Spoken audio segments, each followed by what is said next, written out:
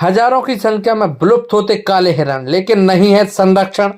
व सुरक्षा की कोई व्यवस्था। जिम्मेदार बोले कर रहे हैं अभ्यारण्य बनाने की तैयारी। फिलहाल शिकारियों के टारगेट पर विलुप्त होती प्रजाति। वन विभाग द्वारा भले ही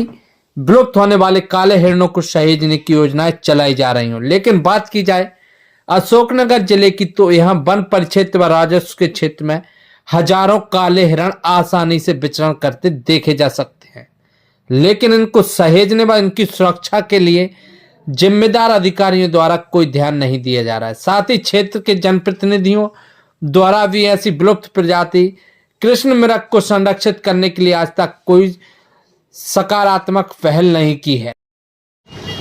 अशोकनगर जिले की बात की जाए तो अशोकनगर जिले की पहचान कहीं ना कहीं काले हिरणों को लेकर भी कही जाती है। अशोकनगर जिले में यदि बात की जाए पूरे जिले में तो हजारों की संख्या में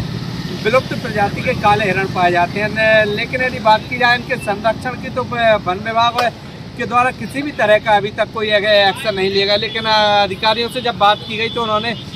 उनका कहना है कि अपना प्लान तैयार किया और जल्दी एक अभ्यारण्य बनाकर इनके काले हिरणों को संरक्षित करने का कार्य किया जाएगा। लेकिन यदि वर्तमान की बात की जाए तो हजारों की संख्या में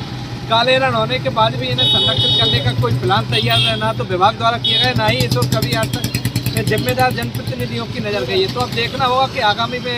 समय में किस तरह से काले हिरणों को जो विलुप्त प्रजाति का कहा जाता है उन्हें अब संरक्षित करने की ओर के विभाग द्वारा क्या कदम उठाया जाता है। दरअसल देखा जाए तो अशोकनगर जिले में हजारों की संख्या में काले हिरण पाए जाते हैं और वन विभाग के साथ साथ यह किसानों के खेतों में सैकड़ों की संख्या में झुंड के झुंड घूमते हैं, जिससे न केवल किसानों की फसलों को नुकसान होता है बल्कि इन हिरणों का शिकारियों द्वारा शिकार करने की समय समय पर कई घटनाएं भी सामने आती रही हैं, लेकिन चंद शिकार ही वन विभाग के हत्थे चढ़ पाते हैं। देखिए, वन विभाग अशोकनगर है जो वन मंडल अशोकनगर,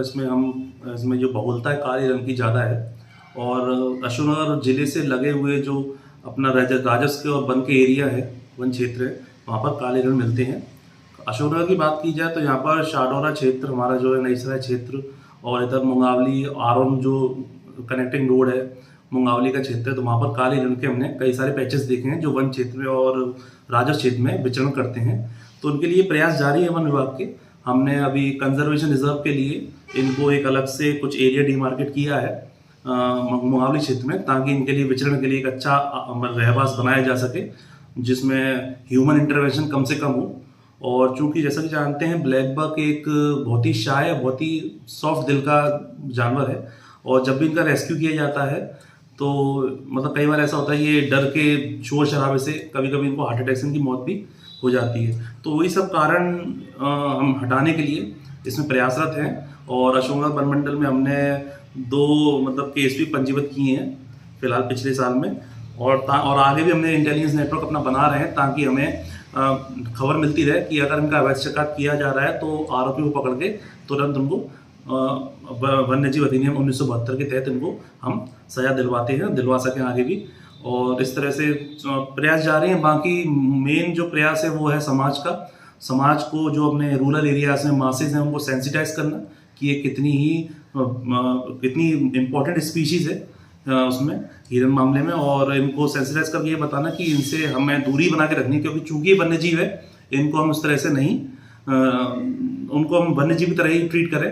राजस्व क्षेत्रों में अगर किसानों के पास आते तो उनको करंट के तार वगैरह स्नेयर जो बिछाते जिससे कि वन्य जीव फंस के उसमें गले फंस के उनकी मौत भी कभी कभार हो जाती है, उस तरह के प्रयास ना करें। और वन विभाग इसमें प्रयासरत है। आगे भी शासन से मदद मिलने के बाद हम इसमें आगे इनको एक अच्छा रहवास देने की वन मंडल अशोकनगर में कोशिश करेंगे। Thank you.